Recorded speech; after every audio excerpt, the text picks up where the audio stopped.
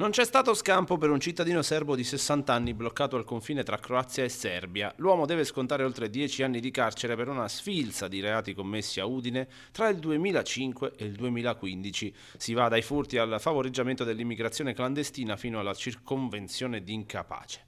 Dopo anni di ricerca il mandato d'arresto europeo lo ha raggiunto a Bajakovo. L'estradizione in Italia è attesa nei prossimi giorni. Stessa sorte, ma con rintracciamento in Lussemburgo, per un tunisino di 45 anni, responsabile di rapine e furti tra Firenze e Udine, era fuggito dall'Italia nel 2020.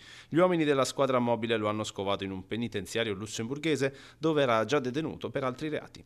Anche per lui una condanna a oltre 7 anni lo aspetta nelle carceri italiane. Ma l'attività della procura e della mobile di Udine non si ferma ai confini nazionali. In città è tornato in cella un italiano di 43 anni. L'uomo, che era in prova, ha violato ripetutamente le prescrizioni. Deve scontare 9 anni di reclusione per reati gravissimi, tra cui tentato omicidio e rapina aggravata. Il bilancio della settimana si chiude con altri 4 arresti domiciliari per spaccio e furti. Un segnale chiaro: la cooperazione internazionale e il controllo del territorio in stretta sinergia non vogliono lasciare zone d'ombra.